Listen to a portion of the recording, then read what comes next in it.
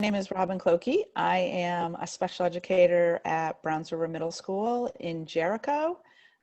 This is my 24th year teaching at the middle school. We're a 5 through 8 school, and I have 12 and a half years where I taught in Connecticut. And I'm happy to be here. It's nice to have you here. Thank you. Hi, I'm Emily Wagner. I work for Let's Grow Kids. Right now, I don't work in a classroom, but I've worked in the classroom for about 5 years, and then I've also done administrative work in early education. So, and right now I do programmatic support and then advocacy support as well. Wonderful. Thank you for being here with us. Michelle, would you like to say hello?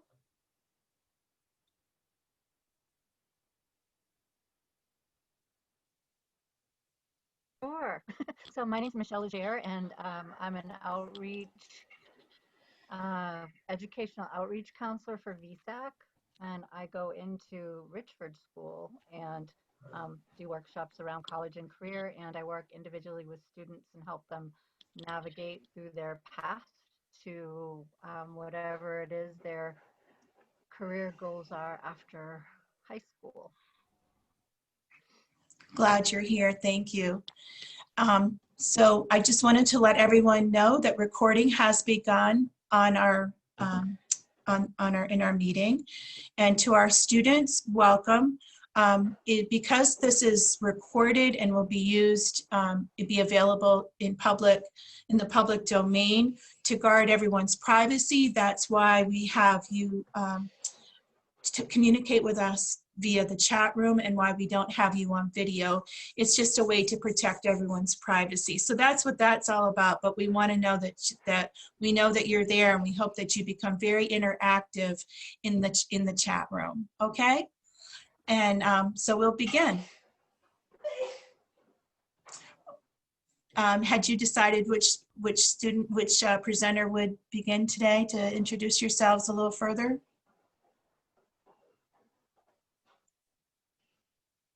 Robin, would you like to tell us some more about what you do, and then we'll get the students engaged? Oh, sure. Sorry. No, that's absolutely. Okay. So, so I'm a special educator, and my job every year is never the same. So it really is all based on the students' needs. So some years I co-teach with teachers, and I'm in the classroom all the time. I'll have a caseload of students who are qualified for an individual education plan or IEP, and those students are my primary focus, but I really do work with all the students in the classroom. So that's the kind of the preferred model, but then we have students that are significantly below grade level, say 3 or more years below grade level, and they might need an individual program. So I could be a literacy teacher for that student, or I could be a math teacher for that student. So I do a lot of small group. I do a lot of one-on-one. I have students that have intensive needs that could be, say I have an 8th grader and he's on about a K level. So being a special educator, there's such a wide variety, and it's never boring, and it's never dull, and it never stays the same. I also provide intervention. So we have intervention blocks at our school, and so we, through testing and classwork, we might identify students that need a little extra something, either possibly in decoding skills or reading comprehension skills or writing skills, and we will do a small group. So it's varies. As you can imagine, students have a variety of disabilities. So it's not a job you get bored with, because it's always something different. I'm happy to add more specific questions. I mean, as a special educator, I'm required to do duties in my class. I'm required to do we have weekly team meetings. I run IEP meetings, I run evaluation and planning meetings, I run eligibility meetings. In my school, we have psychologists that do testing.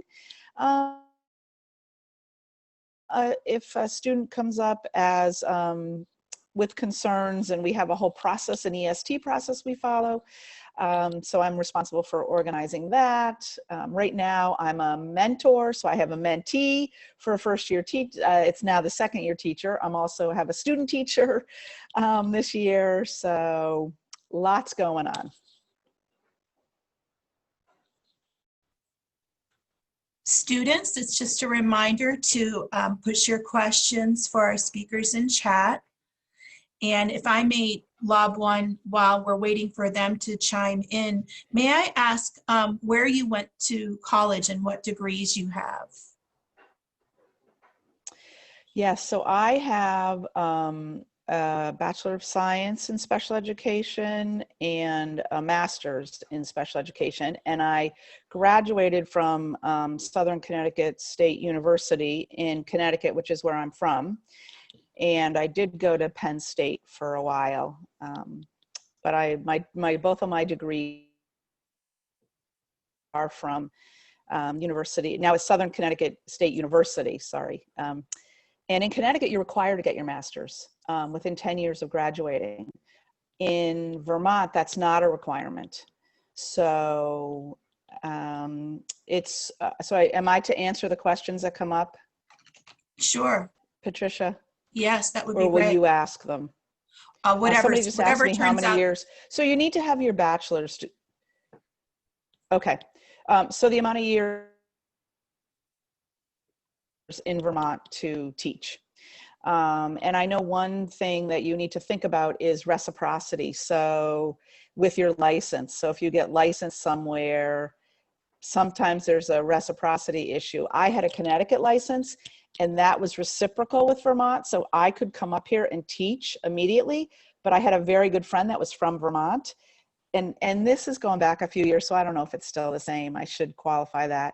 And they did have to take the Connecticut, oh,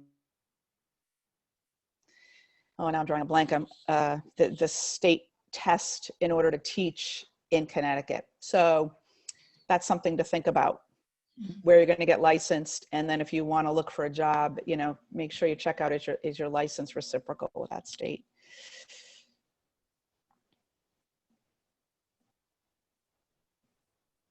Any other questions from our students right now?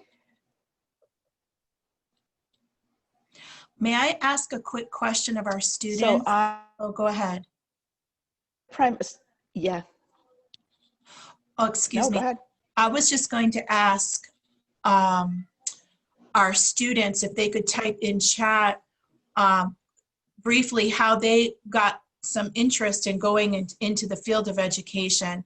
And I apologize, you can't be unmuted. It's that recording safety thing. So we're listening to you, students, through chat. We're listening to you as if you were talking to us.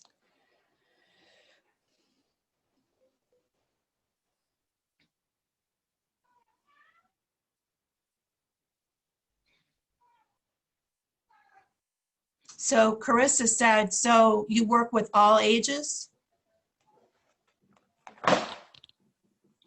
Sorry, my cat's wanting to join this meeting. Okay. So right now I teach in a middle school, so it's 5th through 8th, so it's primarily 10-year-olds through 13-year-olds. My license is a K-12 license, and actually my master's has preschool kind of wrapped in that. I'm really like preschool to 12th grade certified. It seems like everybody finds their niche. I was an elementary school special educator in Connecticut, and then I came up here and I took over a maternity leave, which is a great way to get into a school system, and then never left. So they hired me right from that position. So I didn't ever anticipate that I was going to teach middle school, but I ended up loving it. Same me.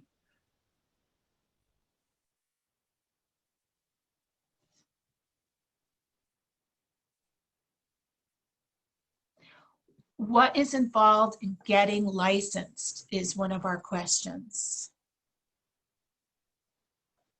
How do you get licensed? Okay, so you, like I said, it is 4 years of school, and so it's been a long time since I've been there, but I do have a student teacher now, so I can reflect a little bit. So there's, oh, but she's actually in a master's program. So I'm just gonna assume there's some type of student teaching at the end of your 4 years. I apologize, I'm not totally clear, but so you go your first couple of years, you take your core classes, and then your second couple of years, you know, focus on, you know, your special ed classes, and then there's usually some type of student teaching involved. So when I was in school, which I hate to say was a long time ago, but, you know, I did 2 different student teaching opportunities, and you really want to try to get into an area you're interested in, because then I got just hired right out of college into one of them. It's a little bit like I moved to Vermont and I took over a long-term sub position, and it worked out that I just stayed and was able to be offered a job. So it's definitely you need 4 years of college. You need to get your bachelor's degree to be considered for a position. You do not need your master's degree in Vermont to be considered. And we have a response from Carissa who says, this is really interesting. I've wanted to work with little kids for the longest time, and now I'm in the 12th grade. I graduate in 2021, and I'm fully thinking of being a special educator. That's wonderful, Carissa. That's wonderful. I'd love to find out what schools Carissa is looking into. So.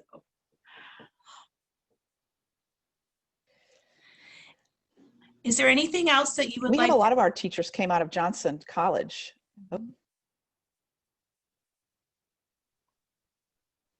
Johnson State, sorry, or UVM. You know, it seems like I would say the majority of our teachers, St. Mike's, that's where I have a student from St. Michael's College right now. Champlain, I think actually they all have good programs for people who would like to be teachers. And again, special ed's a little different than regular ed because we can be K-12 certified.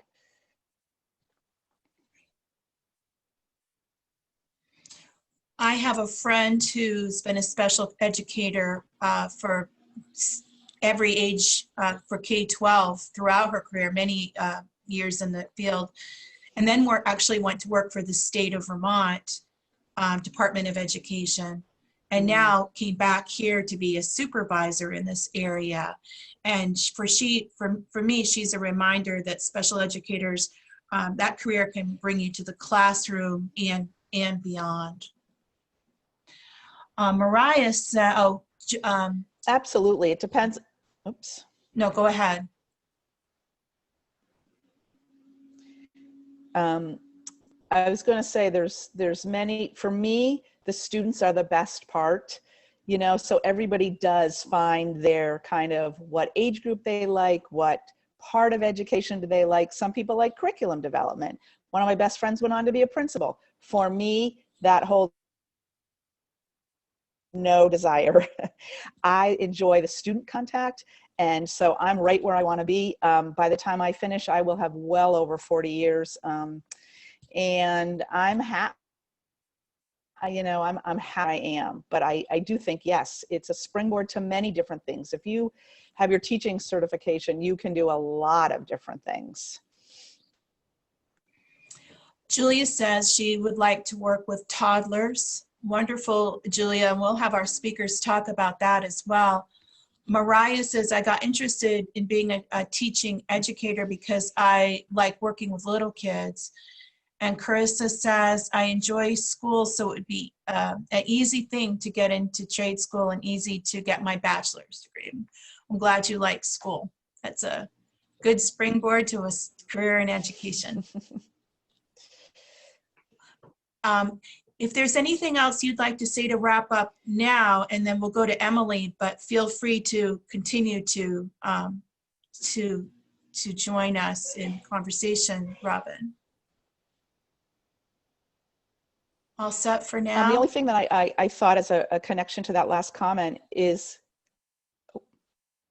I was just going to add one more comment and then I will pass on to Emily. In connection to that last comment, in education, you constantly have to learn. So I really feel like so it's good that you like to learn. I feel like I've been going to college for my entire life because you need to reinstate your license. Now it's every 5 years and you're required to have so many credits or hours. You know, I happen to find taking credits the easy way to do it, and I enjoy it also. So if you love to learn, you're constantly learning, which is wonderful. Thank you so much. Emily? Hi. So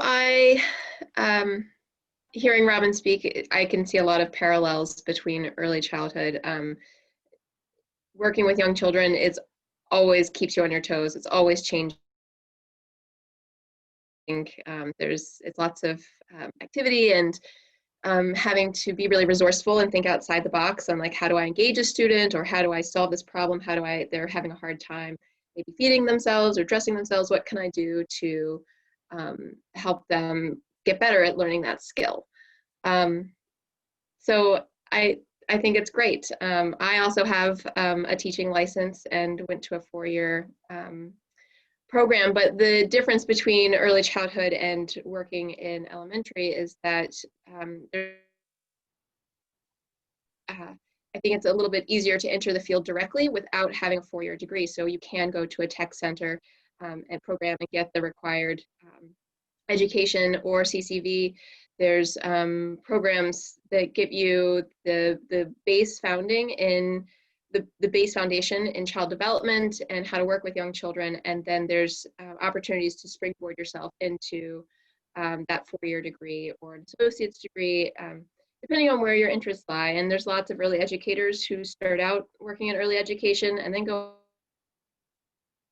to special education, or then go into occupational therapy or speech therapy. And so, yeah, to me, it's a field that has lots of different avenues. I went to Marlborough College in Southern Vermont, but I looked at a lot of I looked at UVM, and there's so many great programs. St. Michael's has a great program as well.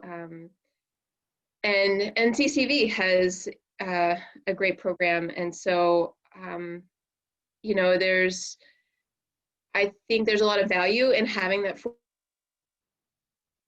degree, and but I know it's really hard for kids to always see that pathway. And so that's one of the things I think is so great about entering early childhood, is that there are kind of stepping stones and building blocks so that you can develop your career and personalize it. Could you please refresh us on what is meant by early childhood? What ages are we talking about? Sure. There? So early childhood technically goes from birth to 8, but most of the time people think of it as birth to 6. So the years before kindergarten, or up to 6. Kindergarten is kind of included in that 5-year-old range. So some people specialize in working with infants and toddlers. Some folks specialize with working in preschools. There's lots of different ways that like I said, you can personalize, you can find your niche, which age group you work well in. And yeah, how many years of school do you need? Well, it depends on where. It's a great question, Julia, but it really depends on where you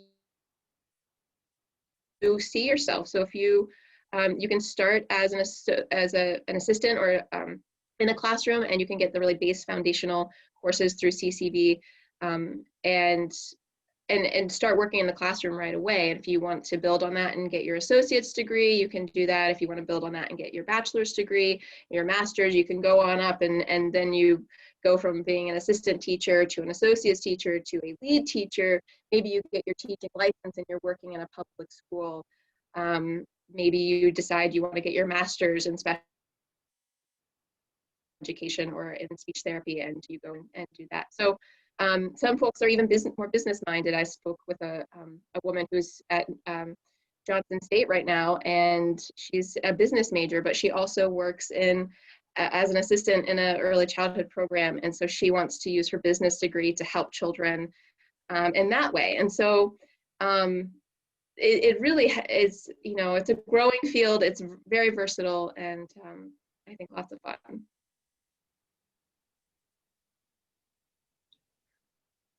Student guests, do you have any questions at the moment? I have another question while we're waiting for our students to chime in, and please chime in, you guys. Could you talk about the environments, the locations that from birth to school, where are these students? Where are you working with these young creatures? Yeah, and so that is another piece that I find really fascinating about this field. So in Vermont, there are kind of 3 ways that child care or early education can happen. For birth to 5, it's really, there's either family child care, which is means that a person opens up their home as a child care program. And so then you become your own business owner, which I think is really cool. You get lots of flexibility and strength in doing that and being a business owner. And then there's also center-based childcare. So that is probably more traditional in people's minds, where it's a building with classrooms and children are divided up generally by age groups. Not all programs are set up that way, but a lot of them are. And then there's public preschool. Vermont has a public preschool program. So some folks go into early education and become public preschool teachers, and they actually work in public schools, just as Robin does. And I saw another question. Yes, I know, infants and toddlers are really an amazing age group. There's so much growing and developing that happens at that time period. And it really is a beautiful thing to watch. I love those ages too. And what's fun is that they kind of blend into each other. You can work in an infant or toddler classroom and really, you can see a baby go from being completely helpless and needing to be held and fed and someone doing everything for them to them doing things on their own. And it is really exciting.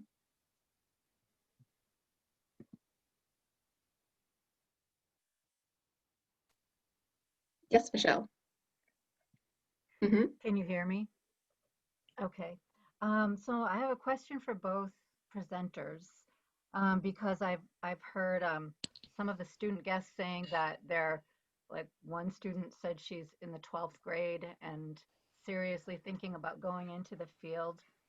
So my question is, how did you both choose the college or the training that you went to? Because choosing college or training is a really kind of personal,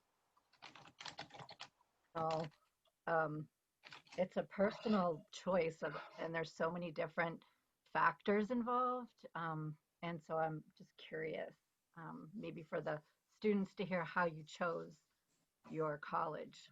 And and it sounds like, Robin, you went right into education from high school. And did you go right into education? My path was kind of like, all over the place until before I came here. So kind of a long.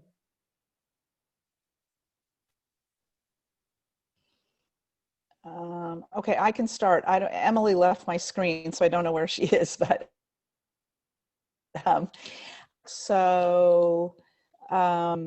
I chose, I worked actually, I'm going to back up a little bit. So in high school, I guess I always had a desire to work with people that kind of needed extra support. So I volunteered for Special Olympics. I worked in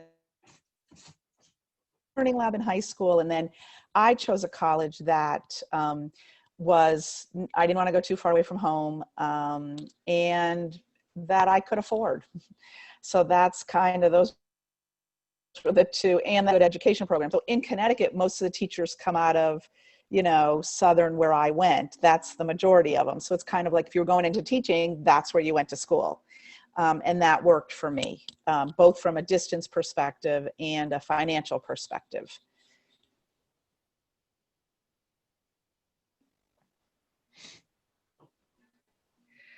Yeah, I knew as a middle schooler that I wanted to work in education, and I had gone to very traditional schools growing up and really wanted something non-traditional, which is how I ended up at Marlborough College. And one of the things that I went there thinking I wanted to study elementary education, and I did do that, but in the process, I started getting into brain science and learning about the real details of child development. And I did some internships that were really exciting, and I just found myself scaling my the age range that I was interested in, back and back and back. And when I graduated, I got a job as an assistant in a preschool, and just really fell in love with the age group even more, and really found myself there. And and then I also entered like the nonprofit world, because so many childcare programs are standalone businesses. I found myself actually learning how to run a nonprofit, which was really exciting. And I actually did nonprofit training, which helped to springload my career from being an assistant in a classroom to being a teacher to then being a leader and a director in a program. So I think that for me, I've always been in the same kind of field, but my career, I have felt like my career has kind of gone in different directions that were pretty unexpected. But it's been a lot of fun, and I love what I do now, even though I really miss having the daily interactions with children. But I love that my work now is about making sure that all children have access to childcare, because we know that our communities depend on it.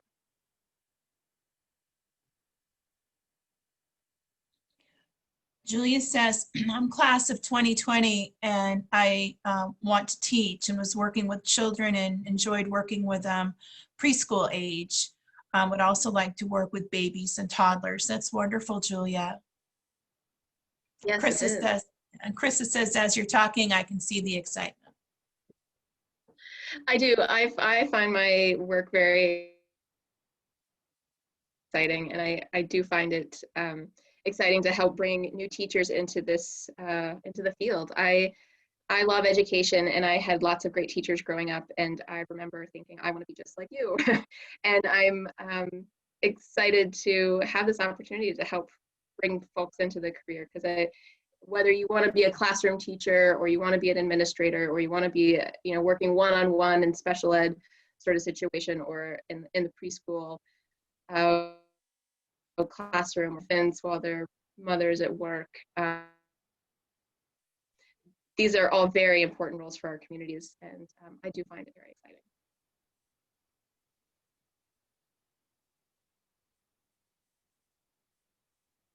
Students, anything else to chime in or to ask? Both of you have mentioned how you've had interesting paths. I often say to my students, the path is not always straight. That there can be all kinds, as our speaker this morning mentioned. I was an education major as a freshman at UVM. They immediately put us in middle school in Burlington, first semester of my freshman year. I couldn't get out of there fast enough, and I changed majors.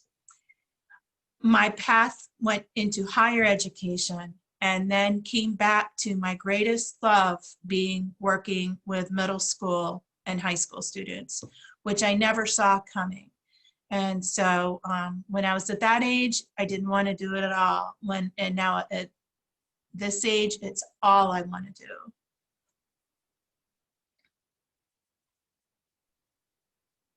Yeah, you never know what opportunities are gonna come your way, and suddenly something that maybe a few years ago didn't seem exciting is suddenly very exciting. And yeah, it is interesting how that happens. I can just share when I had only taught elementary school, and I came up here and I accepted covering a maternity leave in middle school, and I said to myself, okay, I can do anything for 3 months. Like, I can get through this.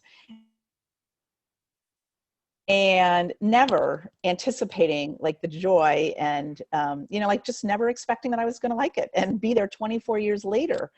So I think you have to give yourself opportunities. That was a huge leap for me. That took me out of my comfort zone. And I was like, I can do this. And then it created a totally different path in my life. And I anticipate that I will be there for the next, few years that I have until I'm almost at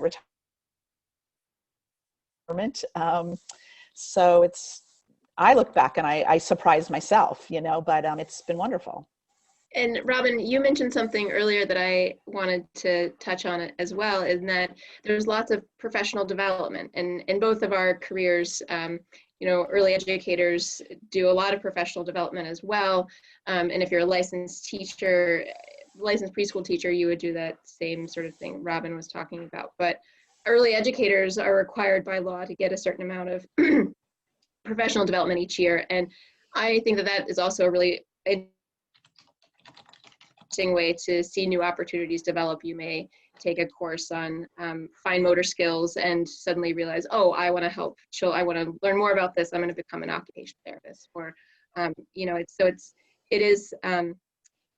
education is a great, you just never know where it's going to take you because there are so many opportunities. Agreed. Carissa chimed in talking about babysitting for an 8-year-old and how much excitement and actually how much energy she gets from him, which I think is always the best sign.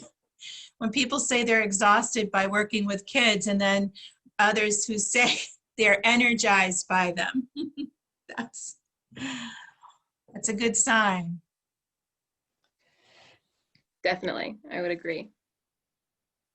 I think some of these comments, people that are interested in going into these fields, working at summer camps, doing volunteer work, seeing if you can spend a day in, say, your school where you went to elementary, or whatever, something that might be connected. You might know somebody, and just to kind of give yourself that exposure as much as you can to see if, you like it or what age you think you like or whatever. There's lots of opportunities out there. And take advantage of that. Definitely. Early educators, volunteers are always well appreciated, and job shadows are available. I also encourage you to explore Red Cross or Safe or babysitter certification. I think that those are also really great ways to kind of start building skills and getting experience in working with children.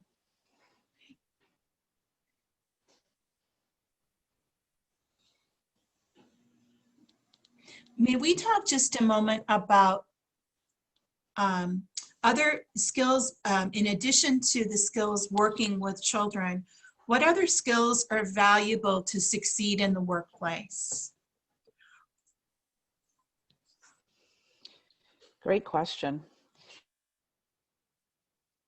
I'm going to say for my job, flexibility.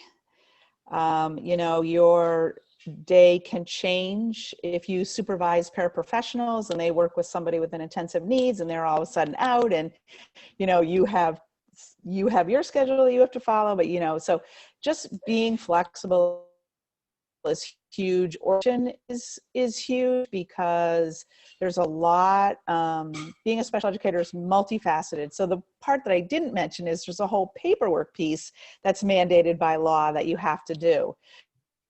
So there's, you have to balance your student time with your paperwork time with, there's a lot of things to juggle. So I think, and be a good listener, because You know, sometimes kids are struggling and they just need somebody to listen and sit there and have you help them problem solve. Like, how do I move on? So patience. I think those are the key things for being a special educator. Thank you. Yeah, and I think many of those same qualities go into being an early educator as well. I would add, yeah, a sense of humor, I think is super important, because Yes. young children learn through play. And so you have to find ways, same thing with special education, I'm sure you have to find ways to make things playful. You know, washing your hands before lunch is not always fun, but if you're able to make a fun song with it or a game or something out of it, you know, if you could be creative in that way, you'll be a great, successful early educator. And Robin was talking about empathy. I think being able to really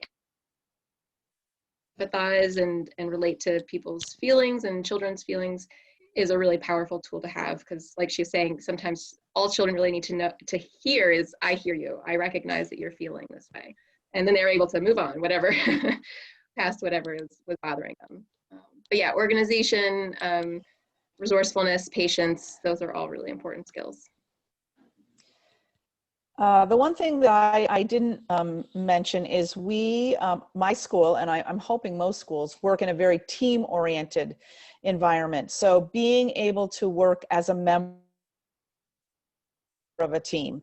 I work with, so basically we have two teachers on a team. So I work with the teachers, an administrator, a guidance counselor, a special educator, a speech language pathologist. So that's like my core team every week. And then I also work with OTs, PTs, social coaches, adaptive PE teachers, music therapists. So being, you know, one, you're never alone. So I like that. It's always a team problem solving, and that's a really good feeling. And two, you need to be able to do that give and take and work with these people, because not all of us think alike, and you have to be willing to compromise. And but there's nothing better than a strong team. You go into work feeling good every day, like we can do this no matter what happens. Yes, I think that that's a really important piece to bring up, Robin. It's very true in early education as well. You know, as a lead teacher, you may not necessarily be providing direct services like occupational therapy or speech therapy, but you're definitely working with those people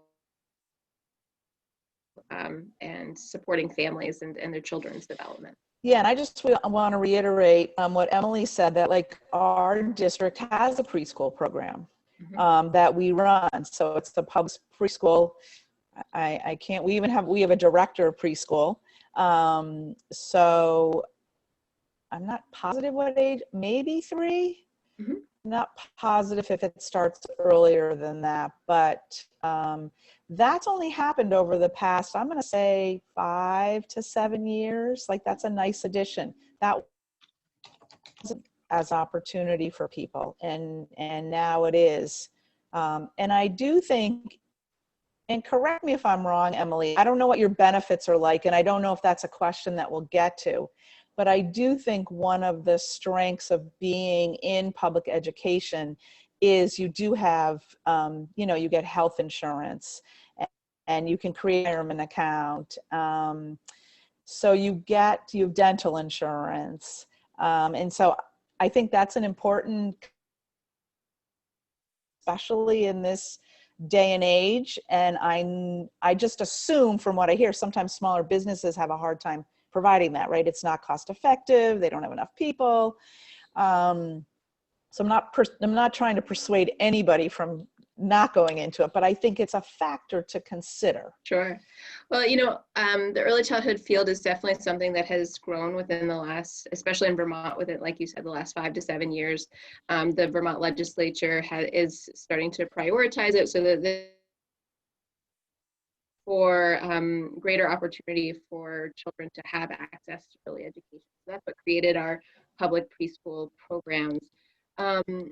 You're right in that a lot of early educators, depending on where, you know, what kind of program you work for, your benefits are going to vary. But one of the things that Let's Grow Kids is working on right now is trying to make that change that we know needs to happen in order to keep and attract and retain folks in the field. So it is, this is a really amazing time for early childhood because it's really being springboarded into a new professional level, similar to teaching and nursing. So I think that it's really on the horizon. It may not be available now, but my job right now is dedicated to making sure that early education is a career that folks can take on and be fully satisfied, just as you might in another education sector.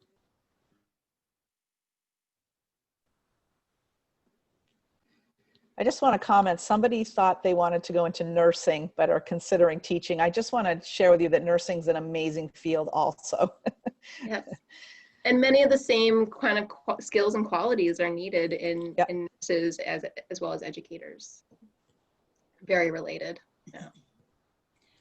I have a friend whose daughter is completing a nursing degree and wants to go into education with her degree. She wants to be a health educator with a nursing degree. So she's actually combining them. That's wonderful. Excellent. My daughter just graduated with a BSN in nursing, and she's an OR nurse. But near the end of her college career, she was actually leaning toward maybe going on and then teaching college because she liked it so much. But right now she's happy. Again, it's another good career. I don't think you could go wrong with either one of them. Yeah. I remember from when I was in high school feeling like a career did kind of feel like a dead end and that you're stuck in a title, a position. But I think Robin and I are both able to show that that's really not necessarily true. Michelle as well, that, and Patricia, we're all able to speak to that there's lots of different divergent paths that you may find yourself being drawn in one direction or another. Yeah.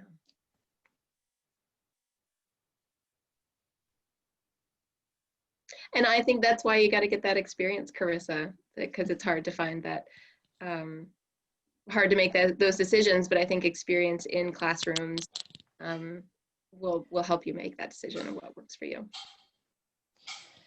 Having gone through it with my own children, you guys are at crossroads. It's really hard. It's a very stressful, time trying to figure it out, and give yourself the time, on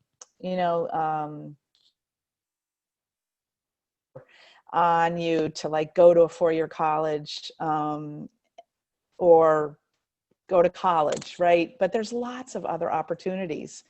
And getting that experience to know there's nothing worse than doing 4 years of college and be like, I don't want to do this, right? I've done that. So just be fair to yourself and give yourself the time and try to get the experience and know that, yeah, it's not a dead end. And even if I maybe get this degree, there's lots of things that Definitely. There's a lot of people that would hire somebody who has a teaching degree because they just know that you have those skills that we talked about that can transfer into so many opportunities, and maybe not even in education. So.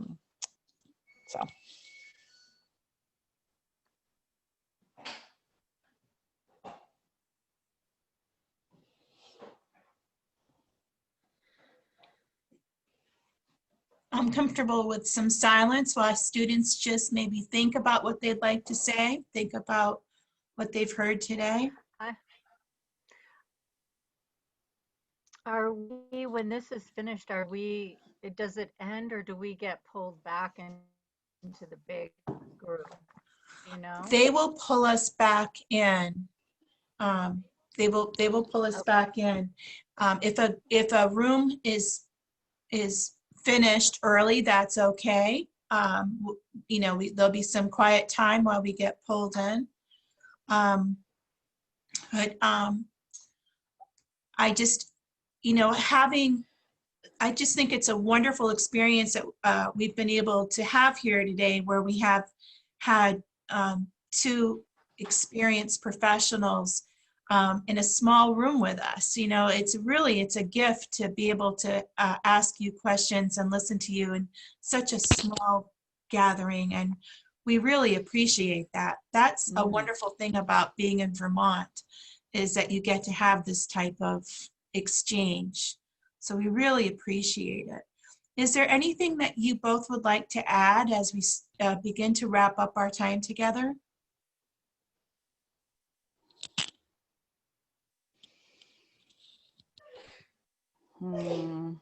Anything I was maybe trying to just jot down the notes, but I think I jumped in. I was wondering if No, go maybe you ahead. have anything to say now that about the how things have been changing in the last few months with things going remote and skills that have been useful in making that adjustment? I can speak to flexibility. That's the number one. You know, we had to turn on a dime in March very quickly. And staying positive. I work in a very positive school, and I'm very thankful for that because it's been very challenging. So just keeping that positivity and being flexible and doing.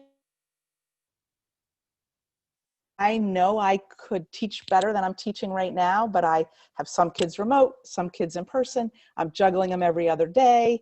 And luckily, I have a very supportive administration that it's do the best you can. We could be in this for the long haul. Like I was just in a meeting earlier, and it's not a sprint. It might be a marathon, and you have to be fair. You might have to not do things you normally do, and that might not feel good, but you're doing the in. So that's kind of, you know, we have kids that are 2 days in person, 2 days remote, and then on Wednesday, everybody's remote, which is why I squeezed this in. So it's definitely a lot of different planning, and how do you access the kids or kids that don't show up, or, you know, making sure they have the tools they need. So yeah, it's been stressful, but it's really, again, we're in it together. And, you know, we're moving forward, and that's the best that you can do given the situation. And you just have to remember that there's going to be bumpy roads for a variety of reasons. Challenging parents. I didn't really even get into the parental piece. You know, kids hit middle school, parents start to panic. If kids, you know, maybe aren't on grade level, but you just have to, again, just try to keep that positive attitude, do the best you can. If you don't have the answers, I'll find out the answers. I'll try. So I guess that's my closing piece there. Challenging, but still okay. Yeah, you know, you brought up a lot of great points there, Robin. I am not working in the classroom right now, so I have not personally had to adapt to these changes, but I've had to help support early educators as they've adapted to these changes. And I've been blown away by their creativity and resourcefulness. You know, and it was a great example of how important early essential workers still needed to get to work. We still needed our doctors and our firemen and our police officers and our grocery store workers and garbage men and everybody that are really helped keep our society functioning. They had children who needed care, and so our early educators really did step up and figure out how to adapt in working with children in COVID times. And I have to say, from what I've heard, it was it's intimidating at first, but it has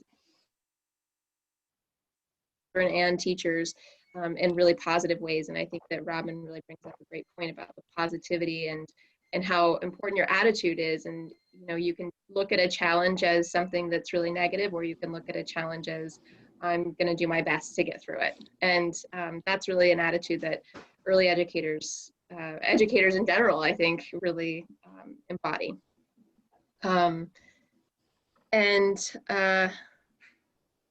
Yeah, so that question, Patricia. But in closing, I just, I think that early education is a really fun and rewarding career, and it does allow you to be really creative and active, and you do get to work with families really intimately and with children, and you get to see them in their during this phase in their life when they're going to grow and learn to do so much right before your eyes, and it is really exciting. Yes, and I'm excited to hear that you guys are so excited about education and curious about it, and getting some good experience. It is really important to have that life experience so you know what to expect. Thank you so much, Robin and Emily. Michelle, so happy that you're here. And Julia and Carissa, it has really been a pleasure having you here with us today. And you've got wonderful ideas, wonderful experience, and great energy. And we're very proud of you. And this concludes our event today. I wanted to remind everyone that the recording of this session and the other breakout rooms will be available on the VSAC website. In addition to that, we have, I think over 50 videos in there that people have submitted from a variety of different career fields. So there's a lot of cool stuff that's on the VSAC website. What we've done here today will be uploaded in a few days. So thank you so much, everyone. It's really been a pleasure, and enjoy the rest of your day. Thank you. Thank you. Nice job, Bye. everybody. Bye. Bye-bye.